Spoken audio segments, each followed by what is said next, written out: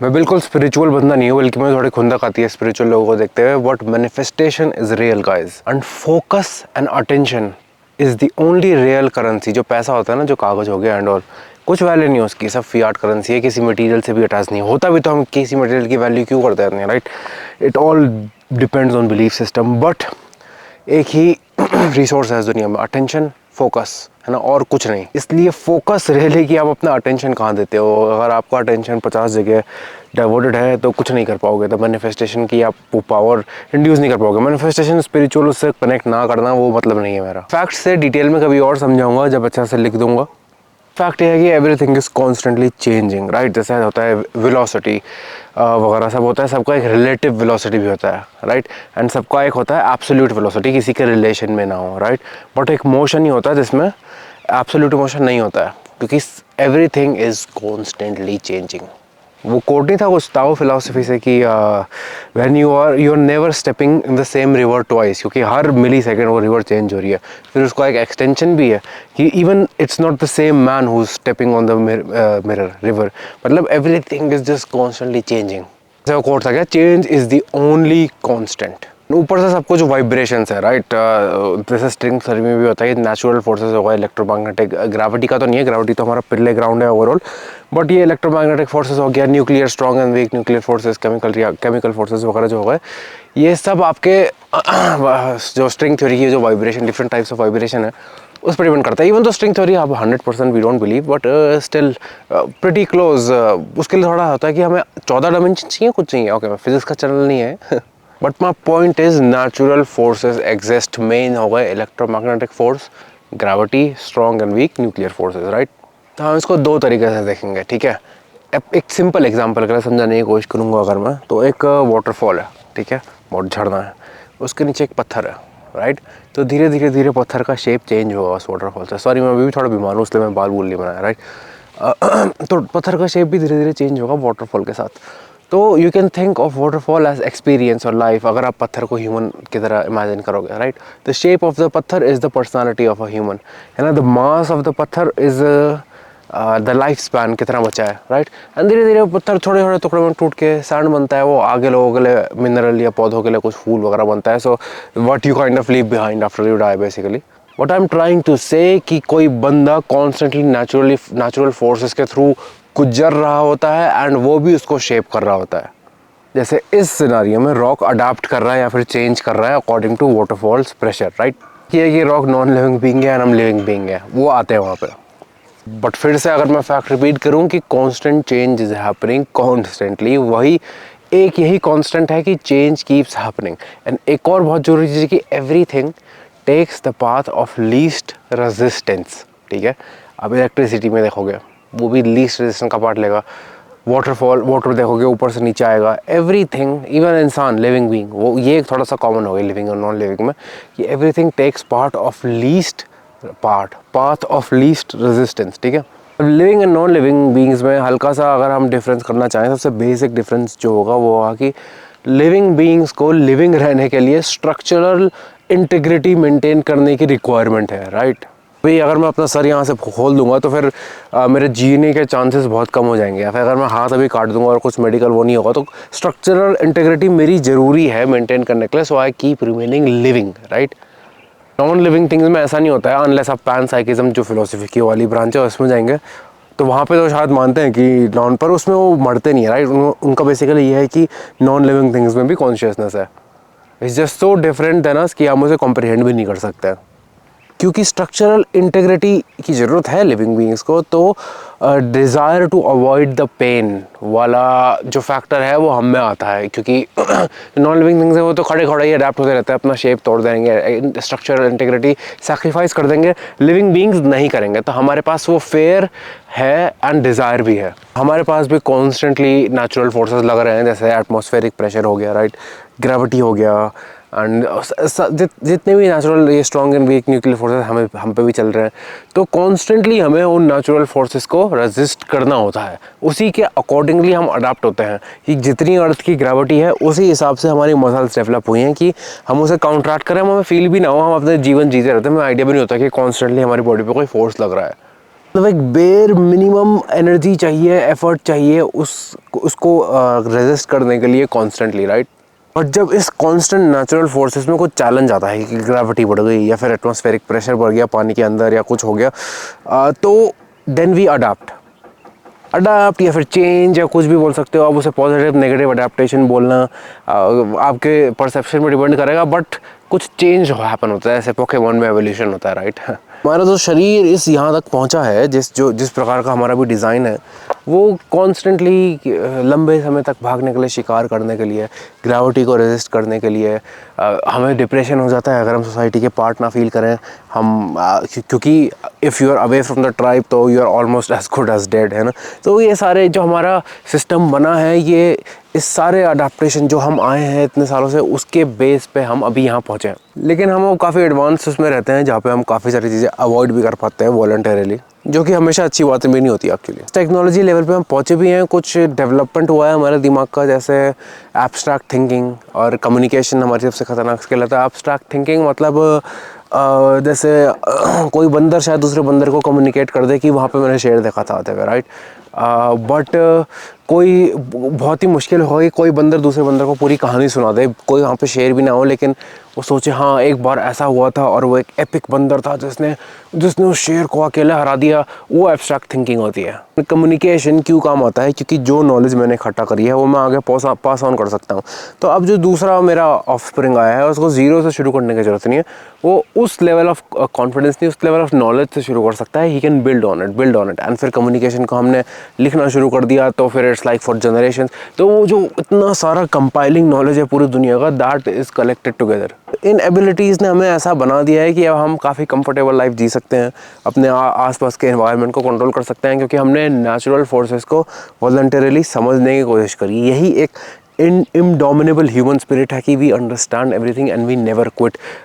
हमारा stamina not just physical but resilience, के गिर के उठ जाना, इतना बहुत ही कम जानवर में होता है ना। ये देखा गया है कि मतलब आप देखोगे पहले हम शिकार भी जो मेन तरीका होता था वो ऐसा नहीं होता था कि आप लड़ रहे हो शेर से एंड ऑल या फिर बकरी से, जो भी हिरण से लड़ रहे हो। इट्स लाइक कि हम ही एक शायद रेयर एनिमल है जो स्वेट भी करते हैं, राइट। तो हम भागते रहेंगे धीरे धीरे स्पीड में भागते रहेंगे। डियर तेज़ तो भाग जाएगा लेकिन उसमें स्वेट ग्लैंड नहीं है, वो कभी ना कभी भाग भाग के इतना ओवर हीट हो जाएगा कि उसे रुकना ही पड़ेगा। मीनवाइल हम स्वेट करते करते कॉन्स्टेंटली भागते एक बार रुक गया तो let's eat him easy, right. But even तो हम इस मॉडर्न टाइम में आ गए हैं, हमारा पर्पस, इस बॉडी का पर्पस तो सेम ही है, ठीक है। जैसे गाड़ी, मान लो 2000 साल बाद गाड़ियों की ज़रूरत नहीं है, राइट। हम टेलीपोर्ट कर रहे हैं इधर से उधर, किसी के पास गाड़ी है तो गाड़ी का पर्पस तो फिर भी इधर उधर जाना ही हुआ, राइट। वो चेंज नहीं होता है ना। तो सेम हमारी बॉडी का पर्पस कुछ नहीं है, सिर्फ मूवमेंट है, okay. Most of the brain mass जो हमारा है, जो साइज़ है ब्रेन का, वो मूवमेंट के लिए ही एलोकेटेड है। तो स्पोर्ट साइंस में एक प्रिंसिपल है, उसे बोलते हैं प्रिंसिपल ऑफ रिवर्सिबिलिटी। अगर साफ भाषा में उसे करूँ तो यू आइदर यूज़ इट और लूज़ इट, ठीक है। तो इट्स लाइक अगर आप कॉन्स्टेंटली आप बैठे रहोगे दिन भर, राइट, तो आपकी चलने की क्षमता धीरे धीरे कम होने लगेगी। तो तभी आप देखोगे आजकल sleepy glute syndrome, lower back issues बहुत होते हैं एज यू एज स्पेशली, क्योंकि अगर आप बैठे रहे हैं दिन भर तो ग्लूट्स पे बैठे, राइट, तो ग्लूट्स डीएक्टिवेट हो जाते हैं। तो स्लीपी ग्लूट होता है, वो ग्लूट एक्टिव भी करना नहीं आता। तो ग्लूट ही ऐसा मसल है जो हमें ऐसे सीधा खड़ा करता है, राइट। तो सॉरी अभी खाना खाया मैंने, तो क्योंकि ग्लूट एट्रोफी हो गए तो सारा प्रेशर फिर यहाँ नीचे आता है स्पाइन में, फिर स्पाइन में दर्द होने लगता है क्योंकि आपने वो मसल यूज़ नहीं करा, राइट। तो exercise is a good way to reverse that principle of reversibility, मतलब उसको अवॉइड करना, क्योंकि अब हमारी लाइफस्टाइल वैसे नहीं है जैसे जिसके लिए हमारा शरीर बना था, राइट। हमारा शरीर बना था भागने के लिए, कूदने के लिए, शिकार करने के लिए, कम्युनिटी बनाने के लिए, आग जलाने के लिए, कॉन्स्टेंटली प्रॉब्लम सॉल्व करने के लिए, राइट। बट अब we can just sit and scroll all day. बहुत सारे लोगों पे प्रिविलेज है ऐसा कि वो कुछ नहीं करे बस जीवन में। जैसे गाड़ी खड़े खड़े ख़राब हो जाती है तो हम भी ख़राब हो जाते हैं क्योंकि यूज़ नहीं करा वैसे, राइट। जैसे मैंने बोला एक्सरसाइज अच्छी चीज़ है उस बॉडी को मेंटेन करने के लिए, क्योंकि कॉन्स्टेंटली नेचुरल फोर्सेस तो है ही हमारे पास, राइट। अब हम अगर उसको नहीं खुद को उस फोर्स पे डाल रहे हैं, हम कॉन्स्टेंटली बैठे हैं लेटे हैं, तो हम डिग्रेड हो जाएंगे। तो एक्सरसाइज गुड है मेंटेन करने के लिए। ट्रेनिंग गुड है एक स्पेसिफिक गोल की तरफ जाने के लिए, ठीक है। एक्सरसाइज और ट्रेनिंग में थोड़ा फ़र्क है कि exercise is just movement with intention, ठीक है। मैं अगर कहीं चलने लगा हूँ एंड मैंने बोला कि हाँ मैं 5 किलोमीटर चलूँगा तो ठीक है, कल मैंने कुछ वजन उठा लिया, ठीक है। एक्सरसाइज इज़ गुड ओवरऑल, ठीक है। ट्रेनिंग एक स्पेसिफिक गोल के लिए होती है जो कि हाईएस्ट लेवल पे हो सकता है कि अनहेल्दी भी हो, एक्चुअली मोस्टली होती है। हम ह्यूमंस इतने तेज हैं थिंकिंग में, एब्स्ट्रैक्ट थिंकिंग वगैरह में, कि हम किसी भी एक स्पेसिफिक गोल को लेकर ना खतरनाक ट्रेन कर सकते हैं। कोई ऐसा और जानवर नहीं करता है। जैसे कोई ऐसे टाइगर चीता मान लो, तो उसमें यह है कि हाँ भाई कोई चीता थोड़ा ज़्यादा कूद जाएगा, कोई छोटा थोड़ा कम, बट सारे ही चीज़ें थोड़ा ज़्यादा कूदते हैं क्योंकि उनके जेनेटिक मेकअप थोड़ा वैसा है। ह्यूमंस में आप देखोगे कोई बंदा है जो 2.5 किलो भी नहीं उठा सकता नीचे से, कोई बंदा है जो 500 किलो उठा रहा है नीचे से। ज़मीन आसमान का फ़र्क है, राइट। वाई? ट्रेनिंग। हाँ, उसमें भी जेनेटिक्स का थोड़ा सा फैक्टर है, बट मेनली ट्रेनिंग। अगर सिर्फ एक्सरसाइज का आपको देखना है सिंपल, तो हेल्दी अगर आपको रहना है तो बहुत सिंपल है। 4 दिन रेजिस्टेंस ट्रेनिंग करो, वजन उठाओ या बॉडी वेट उठाओ या कुछ भी उठाओ, राइट। 30 मिनट ईच सेशन, तो 120 मिनट हो गया। 200 मिनट का कार्डियो करो अपने जीवन में, कि जोन 2, मतलब ज़्यादा तेज़ भी नहीं भागना और थोड़ा बिल्कुल वॉकिंग पेस में, थोड़ा फास्ट वॉकिंग पेस हो गया। हाइपर प्रोसेस फूड अवॉइड करो most of the 80% of the time, 20% of the time आप खा सकते हो उसे। और क्या बचा? और हाँ, बेसिक मोबिलिटी कर लो। अगर सिर्फ सूर्य नमस्कार पकड़ लोगे, सुबह सेट बढ़ाते रहोगे उठते ही, that's more than enough honestly. या फिर अगर आप वेट से ट्रेन कर रहे हो तो full range of motion train करोगे, ये करोगे, you are healthy for life. आपको कुछ जानने की जरूरत नहीं है, और जस्ट लीव दिस वीडियो, है ना। ये फ्लफी है, अदन आ रहा होगा कैमरा मैन, भाई फ्लफी कैमरा ये देखेगा। ये बड़ा अच्छा बंदा है यार, ये बहुत काम बंदा है, आई लव हिम। ऐसा अपना डॉग नहीं है, यहीं घूमता है, छत में भी रहता है कभी कभी, honestly. So for training purposes, हल्का basics of human body you should understand, है ना, वो समझ में आना चाहिए आपको। बेसिक टर्मिनोलॉजी पता होनी चाहिए, क्योंकि फिर जब कम्युनिकेट करते हैं तो इजी होता है। क्योंकि मैं अगर बोलूँगा चेस्ट के अंदर वाला हिस्सा, तो कौन सा हो गया, ऊपर से नीचे, यहाँ से यहाँ, वी डोंट नो, राइट। तो एक टर्मिनोलॉजी हम डिसाइड कर लेते हैं कि प्रॉक्सिमल, डिस्टल, यही एनाटॉमी है बेसिकली। बहुत सिंपल होती है, याद करने का खेल है मोस्टली एनाटॉमी, अनफॉर्चुनेटली, जो कि मेरा वीक पार्ट है। मेन हो गया आपकी बॉडी में ये bones, organs, muscles and fats, right. Organs में एक ज़रूरी ऑर्गन आ गया आपका ब्रेन, बेसिकली, है ना। हार्ट भी मसल में ही आ गया एक्चुअली। तो ब्रेन को ट्रेन करने के लिए तो constantly use it, right. Find new challenges, learn new languages, learn new skills, guitar सीखें, फिजिक्स सीखें, मैथ सीखें, सब कुछ आजकल ऑनलाइन है। And actually if you keep using it, वो डिटेरिएट भी नहीं होगा। अभी सारी न्यूरोप्लास्टिसिटी के ऊपर नई रिसर्च है कि you can actually grow neurons. पहले हमें भी यही पढ़ाया गया है यूनिवर्सिटी में कि एक अमाउंट ऑफ न्यूरॉन्स होते हैं, वो पूरे लाइफ में डिग्रेड होते हैं, वो एजिंग होती है, राइट। बट अब पूरा नया सिस्टम चेंज हो गया कि नए न्यूरॉन्स भी उत्पत्ति की जा सकती है by constantly challenging them, literally same as exercise, okay। One pattern भी जब आप नए नए सीखोगे, आप सर्च करना ईडो पोर्ताल, ठीक है, IDOPORTAL, ईडो पोर्ताल नाम होगा, वैसे पोर्ताल बोलते हैं। वो बंदा कॉनर मैकग्रेगर का ट्रेनर था, वो जब कॉनर मैकग्रेगर अपनी पीक में था, राइट। अब देखा होगा आपने, जब पीक में था कॉनर, तो कितना फ्लूइड था उसका मोशन, राइट, क्योंकि वीडियो पोर्टाल के अंदर काम कर रहा था वो। बेसिकली उसने वहाँ बात करी कि कैसे मूवमेंट से अलग अलग न्यूरॉन कनेक्ट हो सकते हैं, नए मूवमेंट से कैसे हो सकते हैं। तो उसने अपनी बॉडी को इतना फ्री कर दिया था कि वो कोई भी मूवमेंट कर लेता था इजीली, राइट। एंड उसको यही एक आर्ट फॉर्म लगती थी कि एक बहुत ही क्रिएटिव सा डांस, वो बहुत ही इंटरेस्टिंग है। एक बार गूगल करके देखना ईडो पोर्टाल, ठीक है, मज़ा आ जाएगा आपको। थिंकिंग पैटर्न में जाते हैं ब्रेन की, तो थिंकिंग पैटर्न में हो गया कि आपको देखेगा बहुत सारे नेगेटिव बिलीफ सिस्टम अपने, या फिर रिस्ट्रिक्टिव बिलीफ सिस्टम कि मैं ये नहीं कर सकता, ये नहीं कर सकती। ये सब आपको फील होगा कि हाँ, जब मैं ये फॉर एग्जांपल कोई मुझे ये बोलता है तो वो ट्रिगर आता है, राइट। तो वो आपको खुद थोड़ा सा ज़्यादा सेल्फ अवेयरनेस में घुसना पड़ेगा, देखना पड़ेगा कि क्यों ऐसा होता है। लिटरली एक सबसे अच्छा क्यू मुझे इसमें ये दिखा है कि never be afraid of being wrong, क्योंकि अगर आप गलत भी हो गए तो कम से कम आप कुछ नया सीखोगे, right. And now you are better than before. तो एक्चुअली माइंडसेट ऐसा रखें थोड़ा कि कॉन्स्टेंटली सीख टू बी प्रूवन रॉन्ग, ठीक है। तो उससे मज़ा भी आता है और फिर कोई स्ट्रेस भी नहीं रहता है, लो कॉर्टिसोल लाइफ रहती है ओवरऑल। क्योंकि अगर आप गलत हो गए तो आप सीख गए ना, अब you are better than before, है ना। तो जैसे फॉर एग्जांपल मेरे कुछ बिलीफ सिस्टम है किसी रिलीजन के बारे में, किसी फ्री विल के टॉपिक के बारे में एंड ऑल दैट, और मैं काफ़ी उसमें पढ़ा है एंड ऑल। तो अब मैं ऐसा नहीं हूँ कि भाई मैं इसको भी जाके बता दूंगा कि मैं सही हूँ। I look forward to the day कि भाई किसी ने कभी मुझे बोल दिया कि भाई ये गलत है, मैंने बोला हाँ थोड़ी बात करो, उसने 5-6 लाइनें ये जो भी मुझे समझाया, एंड आई वाज कन्विंस कि भाई मैं ही गलत था, ओ माय गॉड मेरा पूरा बिलीफ सिस्टम गलत था। अब दुनिया इतनी मज़ेदार है कि कितना कुछ है आगे, राइट। अगर सब कुछ आपको पता हो तो बहुत ही बोरिंग हो जाती है। वन पंच मैन अगर आप देखोगे तो, अगर देखा होगा तो you will get what I mean. Pattern का सबसे ज़रूरी पार्ट यह है कि being hyper honest with yourself. I don't care सबसे झूठ बोलो, वो मुझे फ़र्क नहीं पड़ रहा इतना। वैसे जितना कम बोलोगे उतना आपको साइकोलॉजी के लिए अच्छा होगा, you will feel more relaxed, low cortisol. But कुछ लोग होते हैं जो जैसे फिर भी आराम से रह लेते हैं, लेकिन खुद से कभी मत बोलना झूठ, ओके। अब खुद से झूठ मत बोलना, लेकिन सेल्फ डिल्यूजन भी एक ज़रूरी स्किल है किसी स्पेसिफिक एरिया में। जब आपको आउटकम ना पता हो तो खुद से झूठ बोलना काफ़ी ज़रूरी हो जाता है। तो उन्होंने बोला कि ब्रेन में अलग अलग वो सीखने के लिए, ब्रेन का मतलब न्यूरॉन बढ़ाने के लिए मूवमेंट अलग अलग भी सीखोगे तो ज़्यादा अच्छा होगा। इसलिए मैं बोलता हूँ अगर कोई छोटा बच्चा है, ऐसा आप में से किसी का अगर बच्चा है तो congratulation first of all. Second, उसको जिम्नास्टिक्स में डालें, ठीक है। उसमें काफ़ी वैरायटी ऑफ मूवमेंट होती है, एंड एक बार उस पर इतना फोर्स प्रोडक्शन आ गया तो उसे रेसलिंग में डालें, ठीक है, क्योंकि इसमें मोबिलिटी, स्ट्रेंथ और सब होती है, और मूवमेंट पैटर्न बहुत ही creative and depending on the environment होता है। एंड आप पे एक तो जिम्नास्टिक्स है वो एबिलिटी भी आ जाती है, स्किल भी आ जाती है कि आप कोई भी मूवमेंट कर सकते हो बहुत ईजिली।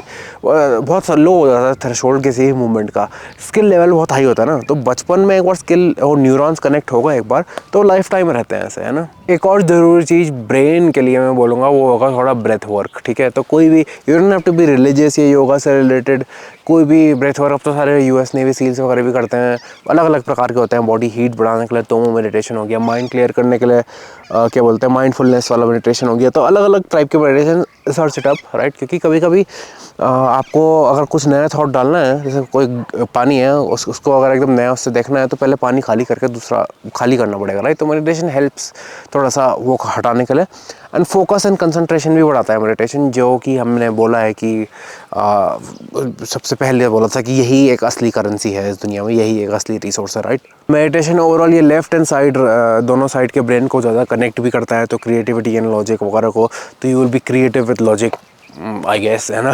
तो भी नई स्किल सीखने का तरीका बेसिकली होता है रिपीट रिपीट रिपीट, राइट। तो फॉर एग्जांपल वेट लिफ्टिंग में तो काफ़ी ज़्यादा इंटेंसिटी होती है, तो फटीक का बहुत बड़ा फैक्टर होता है। लेकिन स्किल में वही है कि अब किसी स्किल में कितना ज़्यादा फटीक है। अगर हैंड स्टैंड है, मैं 100 kg का हूँ तो मेरे लिए बहुत ही भारी है हैंड स्टैंड, राइट। तो फिर मैं उतना प्रैक्टिस नहीं कर सकता था, मुझे वो स्किल मास्टर करने में ज़्यादा समय लगेगा। लेकिन एक बच्चा है, उतना हल्का वेट है उसका, राइट, इतना मोबाइल भी है और आराम से फैशिया भी उसका अच्छा खासा लुब्रिकेटेड है, तो उसको भाई दिन में 200 बार हैंड स्टैंड कराने की प्रैक्टिस करूँगा, 2 दिन में बंदा हैंड स्टैंड, 2 दिन भी ज़्यादा ही बोल रहा हूँ एक्चुअली, 1 दिन में बंदा हैंड स्टैंड सीख जाएगा, एंड वो लाइफ टाइम रहेगा वो स्किल उसका दिमाग में, राइट। तो स्किल का सीन यही है कि रिपीट रिपीट रिपीट, एंड सबसे ज़्यादा ज़रूरी, इतना तो ज़रूरी मसल गेन के लिए भी नहीं है जितना स्किल के लिए, अच्छी स्किल सीखने के लिए है स्लीप, ठीक है। क्योंकि जब आप सोते हैं तो ब्रेन जो भी आपने करा ना वो कॉन्स्टेंटली रिकॉल करता है, एंड तब वो फीड होता है मेमोरी में बेसिकली। तो फिर बेसिकली स्किल, कोई भी स्किल सीखने का, फिजिकल गिटार बजाना वगैरह हो गया, कोई भी स्किल, इसे बोलते हैं क्या, फाइन मोटर स्किल्स, ठीक है। हैंडस्टैंड हो गया gross motor skill. Fine motor skill मतलब जैसे फ़ोन चलाना एंड ऑल, राइट। तो फ़ोन में आप देखोगे आजकल की जो जनरेशन है उनकी फाइन मोटर स्किल्स बहुत अच्छी हैं। तो जब मैं मतलब 18-19 साल का था, तो जब मैं टच स्क्रीन यूज़ करना शुरू करता मुझे नहीं आता था ठीक से, और इतना से तक तक तक ऐसे टाइप करता था मैं, राइट। आजकल के बच्चों को ऐसे करते हैं फटाफट, हमसे भी जल्दी करते हैं। उनकी फाइन मोटर स्किल्स बहुत ही जल्दी डेवलप हो गई हैं, लेकिन क्योंकि वो एक्सरसाइज नहीं कर रहे हैं, ये सारे मूवमेंट नहीं कर रहे हैं, तो उनकी ग्रोस मोटर स्किल्स ज़्यादा जल्दी डेवलप नहीं हो रही हैं, फिर बाद में बड़ी दिक्कत होगी ना वो डेवलप कर दें, है ना। ठीक है, ब्रेन का बहुत हो गया, ब्रेन पे दिन भर बात की जा सकती है, बट मैंने ऊपर से थोड़ा बता दिया है। बोन्स का अगर आप देखोगे तो बोन्स एक्चुअली मसल से बहुत सिमिलर है। पहले लोग वो करते थे, चाइनीज़ मार्शल आर्टिस्ट जो हो गए, जो फ्रैक्चर, राइट, वो तोड़ते थे अपनी हड्डियाँ थोड़ी तो छोटे छोटे से पार्टिकल तोड़ते थे, एंड फिर जब कंबाइन होते तो हड्डी पहले से थोड़ी मोटी होती थी। ये वो भी करते हैं, लुक्स मैक्सर लोग भी करते हैं, जो ऐसे मुँह में हथौड़ा मारते हैं, राइट, ताकि उनका ये वाला पार्ट थोड़ा सा बड़ा हो जाए, वो अट्रैक्टिव थोड़ा ज़्यादा मैस्कुलिन लगे, है ना। मैंने माइक ऑन करा है ना, हाँ गुड, ओके। हाँ, तो थोड़ा ज़्यादा अट्रैक्टिव लगे, इसलिए बोन स्मैशिंग वगैरह करते हैं, तो उससे भी बोन डेंसिटी बढ़ती है। पर वो तरीका मोस्टली लोगों के लिए वायबल नहीं है। बट आई मीन अगर आप मार्शल आर्ट्स वगैरह करेंगे तो होगा ही, बट इतना सर पे हिट होना is not good for the brain, है ना। क्योंकि ब्रेन ऐसे एक फ्लूइड के अंदर से है, वो भले ही बाहर से अच्छे बहुत स्ट्रॉन्ग मसल है ये आपका ना, बहुत ज़्यादा स्ट्रॉन्ग मसल है, बट अंदर ही ना वो कोलाइड करेगा, इधर उधर कोलाइड करेगा, वो अच्छा नहीं है एक्चुअली ब्रेन के लिए चलना। कंकशंस अगर होते हैं, IQ पॉइंट्स थोड़ा ड्रॉप होते हैं। बेसिकली अगर आप जस्ट वजन उठाएंगे ना, रेजिस्टेंस ट्रेनिंग करेंगे थोड़ा लोअर रेप रेंज में, थोड़ा सा भारी 5 से 8, तो वो भी आपकी बोन डेंसिटी बढ़ाएगा, ठीक है। तो आपको जरूर नहीं है बोन मैशिंग की करनी है, बोन मैशिंग थोड़ा जल्दी रिजल्ट देता है, बट मुझे पता नहीं, मुझे थोड़ा और देखना पड़ेगा उसके बारे में। मसल्स बढ़ाने का भी फंडा सेम ही है, स्टेबल मूवमेंट पकड़िए जिसमें आप मैक्सिमम फोर्स आउटपुट कर सकें, क्योंकि अगर मैं बॉल में खड़ा हूँ तो मैं अपना फोर्स ज़्यादा दे नहीं पाऊँगा, तो वो सारी मसल्स एक्टिवेट हो नहीं पाएंगे, राइट। अपने स्टेबल इन्वायरमेंट पर रहेंगे, लेट जाओ कुछ भी हो, एंड जो मसल आप रिक्रूट करना चाह रहे हो उसको 5 से 6 की रेप रेंज में फेलियर तक ले जाओ, राइट। धीरे धीरे धीरे धीरे आना चाहिए लास्ट का रेप, लास्ट के 3-4 रेप ज़्यादा अच्छे होंगे। तो उससे जो एक्टिन मायोसिन के जो क्रॉस ब्रिजेस होते हैं धीरे धीरे बहुत सारे क्रॉस ब्रिजेस बनते हैं, राइट। जो बायोलॉजी वाले होंगे वो बहुत इजीली समझ जाएंगे, है ना। तो वो स्लोअर कॉन्ट्रैक्शन स्पीड जो होती है जब आप फेलियर के पास जाते हो, वो बहुत हाई मैकेनिकल टेंशन देती है, जो कि एक अच्छा स्टिमुलस होता है मसल ग्रोथ के लिए। मतलब बॉडी फिर बोलती है कि भेजी हमें थोड़ा ये तो कॉन्कर करना पड़ेगा, फिर उसके सारे सैटेलाइट्स और सारे रिसोर्सेज भेजते हैं कि भाई बनाओ, इतना प्रोटीन वगैरह भी नहीं चाहिए ऑनेस्टली, मेन वही चाहिए मैकेनिकल टेंशन, ठीक है। एंड फैट बढ़ाने के लिए तो बहुत ही कम लोग सोचते हैं, बट ओवरऑल बस आपको ज़्यादा खाना खाना है, okay. Fat is stored energy, ठीक है। तो फैट एक्चुअली बहुत ही वैल्यूबल चीज़ है, एंड तभी आप देखोगे जिन एथनिक ग्रुप्स को पहले बहुत एनस्लेव करा गया है, या फिर जिन पर पहले खाने की कमी रही है, वो आज ऐसे हैं जो बहुत ईजिली मोटे हो जाते हैं, राइट। क्योंकि वो अडेप्टेशन हो गया है जेनेटिक्स में ऐसा कि अगर उन्होंने कुछ भी ऐसा चॉकलेट खाया तो उन ऐसे, मैं बहुत ही लेमन टर्म में बोल रहा हूँ, पर उनके जेनेटिक्स होंगे कि होली शिट, मैं इतना खाना मुझे कभी मिलता ही नहीं, let me just store it, कि भाई आगे कभी दिक्कत आएगी तो, है ना। तो फैट तो बहुत अच्छी चीज़ हुआ करती थी, क्योंकि हर टाइम खाना नहीं मिलता है, सर्दियों में खाना नहीं मिलता है। बेर वगैरह भी ऐसे करते हैं, 3-4 महीने सो जाते हैं सर्दियों में, मेन फैट से ही जीते हैं अपने, राइट। फैट मेटाबॉलिज्म से वो सोए रहते हैं। तो फैट तो उसके लिए बहुत यूज़फुल है, लेकिन अब हम ऐसी सोसाइटी में रहते हैं कि खाना is very readily available, right. तो अब हमें जितनी ज़रूरत पड़ती नहीं है फैट की, एंड एक excessive amount of fat for long period of time issues भी देता है हमें, है ना। तो इस मतलब सारे हार्मोनल हेल्थ ख़राब होती है, ब्लड वर्क ख़राब होता है एंड ऑल। तो क्योंकि जब पहले होता था कि फैट थोड़ा सा स्टोर करा, फिर कुछ आपदा आई, फिर वो फैट यूज़ हो गया, फिर स्टोर वो होता रहता था। अब ऐसा नहीं होता है, क्योंकि अब तो मोस्टली जो मोटा है उससे पतला हुआ ही नहीं जाता बिल्कुल, है ना। इसलिए मोटे होने की प्रवृत्ति होती है इतने सारे लोगों की कि खाना ही जितना ज़्यादा से ज़्यादा मिल जाए उतना अच्छा है, क्या पता आगे दिक्कत ना हो। अब वो ये जो थोड़ा ज़्यादा स्ट्रेस में रहते हैं, ज़्यादा एंग्जाइटी में रहते हैं, वो भी थोड़ा ज़्यादा खाते हैं, क्योंकि सेम साइकोलॉजी काम करती है। जैसे कि मैंने बोला था, बॉडी डिज़ाइन तो वहीं से होके आई है, पर्पज़ वगैरह सब वही है ना।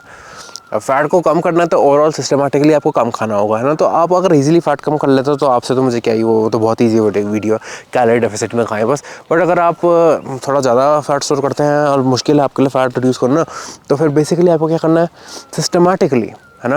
पहले तो स्ट्रेस लेवल लो रखना है। This is not the main mechanism आपके लिए भी कैलोरी डेफिसिट ही है। बट अगर आपका स्ट्रेस लेवल ज़्यादा होगा ना, तो आपकी प्रवृत्ति होगी ज़्यादा खाने की, आप खाओगे ज़्यादा ही ज़्यादा, है ना। ओवरऑल लाइफ में let go of many things, you will be fine, you will be alive, खाना मिल जाएगा आपको, है ना। भूख भी अगर आपको लग रही है तो इस माइंडसेट से होना चाहिए कि भाई खाना ख़त्म नहीं है, खाना है मेरे पास भर के, आई हैव नो इशू, मैं चूज़ कर रहा हूँ ना खाना, राइट। अब वो मुश्किल होता है डेवलप करना, बोलना तो बहुत आसान होता है, राइट।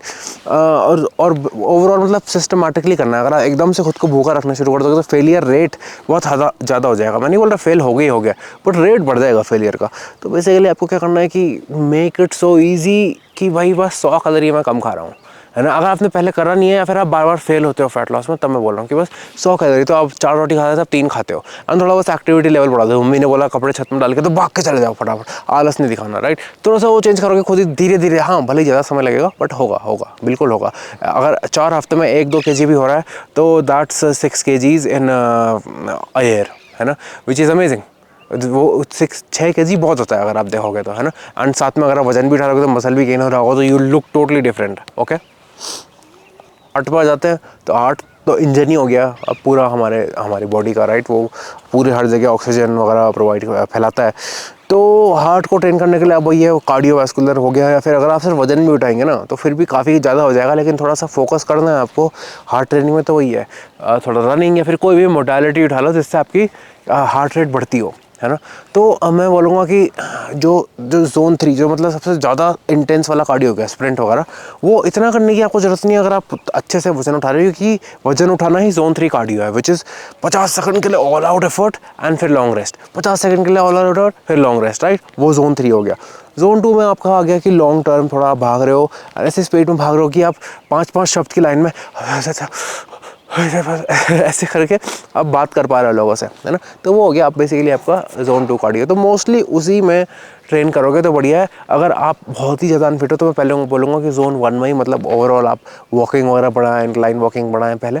एक बार आपका ऐसा हो गया कि बॉडी फैट थोड़ा कम हो गया है, थोड़े से आप फिट हो गए हैं, क्योंकि जब बॉडी फैट ज़्यादा है तो फिर जॉइंट्स वगैरह में भी थोड़ा इफेक्ट ज़्यादा पड़ेगा ना, एकदम आप अगर भागना शुरू कर दे लॉन्ग टर्म, वैसे उससे भी अडेप्टेशन हो जाती है, बट एक एज के बाद थोड़ा अडेप्टेशन रेट थोड़ा स्लो ही हो जाता है पूरा ना। तो इसलिए टेक इट ईजी, अब धीरे धीरे उसे बढ़ाया।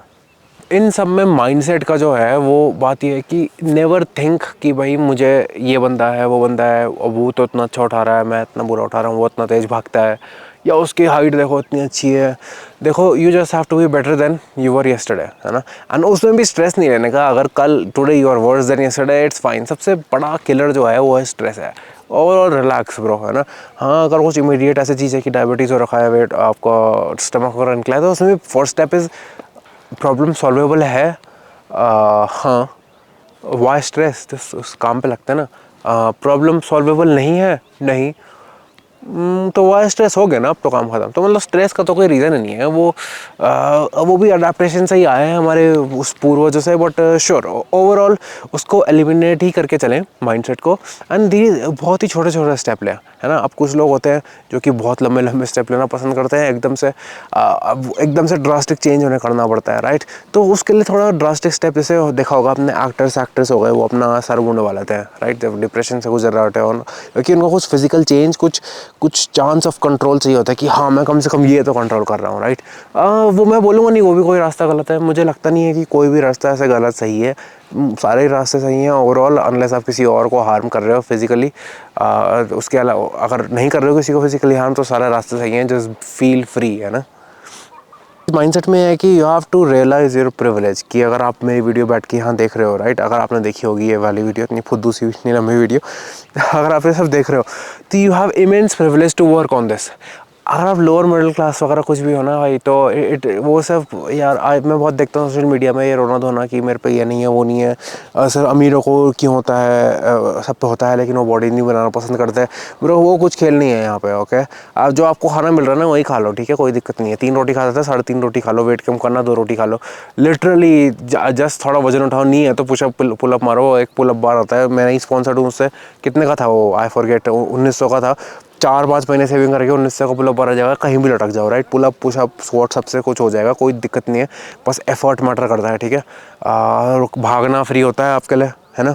खाना कम ही मिलेगा, वो भी और भी अच्छा, लीन रहोगे ओवरऑल, है ना। माइंडसेट शार्प होना चाहिए, जैसे मैंने बताया, ठीक है। माइंडसेट होना चाहिए वैल्यू प्रोवाइड करने की दुनिया को, जो कि फोकस और अटेंशन से आएगा, ताकि you can make something out of your self. कि जितनी बड़ी आप प्रॉब्लम सॉल्व करोगे उतना आप पे रिसोर्सेज दिए जाएंगे लोगों से, राइट। अब अगर आप बहुत बड़ी प्रॉब्लम सॉल्व नहीं कर रहे, बहुत छोटी प्रॉब्लम सॉल्व कर रहे, तो उसे स्केल में बहुत सारे लोगों की सॉल्व करो 10-10 रुपये लेके, तो आपको ज़्यादा रिसोर्सेज दिए जाएंगे। सिंपल ये माइंडसेट, ठीक है। पैसे वाली बात नहीं है, आप किसी भी उसमें हो, अगर आप ये वीडियो देख रहे हो आप पे सब कुछ है, अगर आप पे एक पाँव भी नहीं है, नो प्रॉब्लम ब्रो, सब कुछ हो जाता है, राइट। क्या वो था, वो अडाप्ट क्या था, रियलाइज, ओ माय गॉड मैं भूल रहा हूँ वाला कोट, ठीक है, याद आ जाएगा। बट ऑफ कोर्स अब एडवांटेज फ्रॉम डिसएडवांटेज वाला फीलिंग तो आपके साथ होगा ही। अगर आप ऑलरेडी किसी डिसएडवांटेज में हो तो you have crazy advantage on something. अगर आपका एक पाँव नहीं हो तो आप पूरा रिकॉर्ड तोड़ सकते हो, अभी आपकी बैक खतरनाक हो सकती है, आप बेंच प्रेस का रिकॉर्ड तोड़ सकते हो। Just don't sit man. End of the day आपकी थॉट्स ही आपकी रियलिटी डिफाइन करेंगे, ठीक है। एक किताब है एज अ मैन थिंकर, तो बहुत पतली किताब है, 50 पेज की किताब है बस, वो एक बार पढ़ लेना, you will know what I mean, कि कैसे थॉट्स आपकी रियलिटी, आपके एक्शन डिफाइन करते हैं। कि थॉट्स आपकी एक्शन डिफाइन करेंगे, आपके एक्शन आपकी रियलिटी डिफाइन करेंगे, ठीक है। तो थॉट्स अपने रखने हैं हाउ यू वांट देम। अगर इफ़ यू थिंक ये थॉट मेरे से अलाइन नहीं करता, ये मैं नहीं हूँ, तो रियलाइज़ दैट। अब सीधे एक बार में नहीं होता है साफ़ कि वो ख़त्म कर दिया, और नहीं, क्योंकि अगर आप सोचोगे कि एक बारी में ख़त्म हो जाता है एक नेगेटिव थॉट्स वगैरह, तो आपको थॉट आएगा, फिर आप बोलोगे ओ नो ये तो मैं हटा नहीं पा रहा हूँ, फिर गिल्ट, फिर ये वो, फिर उसी लूप में फंस जाओगे आप। Oh my God, guilt, regret जीवन में कभी नहीं चाहे, कुछ भी कर दिया हो आपने, कुछ भी कर दिया हो, आई डोंट केयर। सबसे गंदा इमोशन है shame, guilt, regret, fuck it bro. आपका गाली नहीं, सबसे अच्छी चीज़ जो है कि अकाउंटेबिलिटी लो। कुछ गलत करा है, try to fix it as much as possible, tell them you, अगर आप दोबारा कभी ये नहीं करोगे, अगर आपको रियलाइज़ हुआ आपने कभी कुछ गलत करा है, right, but never guilt regret इसके साथ कभी जीना नहीं है, क्योंकि आप एक ज़िंदगी नहीं, आप 2 ज़िंदगियाँ ख़राब करोगे अपने भी, है ना। तो अकाउंटेबिलिटी लो, जितना आप बाहर उठा सकते हो उठाओ, है ना, उसे ठीक करने के लिए, बट कभी गिल्ट भी नहीं रहना, बहुत ही गंदा इमोशन है। बहुत बार खुद को डिल्यूजन में डालना ही पड़ेगा आपको, ठीक है, बहुत बार। कभी जैसे फॉर एग्जांपल मैं अभी डाइट कर रहा हूँ, ठीक है, तो अभी तो मैं थोड़ा बीमार हूँ, बट जैसे मैं पार्टी में होता हूँ, राइट, तो मैं सबको बोल रहा हूँ कि हाँ मेरा ये खाने का मन ही नहीं है यार, क्यों नहीं है मन, बट मैंने खुद को डिल्यूजन में डाला है, ठीक है। पहले हफ्ते झूठ बोला है खुद से, दूसरे तीसरे हफ्ते वो मेरी रियलिटी बन गई है, मेरा सही में मन नहीं है, मुझे मज़ा आ रहा है उबला हुआ आलू खाने में, मैं एयर फ्रायर में से फ्राई करता हूँ, ऊपर से नमक डालता हूँ, हाँ क्या मज़ा आता है मुझे, right.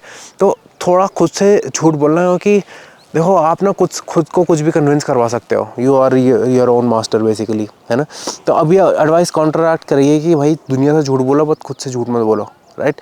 But what I am trying to say कि बेस लेवल रियलिटी आपको पता होनी चाहिए कि भाई हाँ, फॉर एग्जांपल यार मेरे जेनेटिक्स उतने अच्छे नहीं है, मैं इस बंदे से तो मैं कम्पीट नहीं कर सकता हूँ, राइट। लेकिन अगर अब आपका डिज़ायर है कि भाई मुझे तो कम्पीट करना है, तो खुद से झूठ बोलो कि नहीं भाई मैं तो बहुत तगड़ा हूँ, मैंने बस अभी ये नहीं करा वो नहीं करा।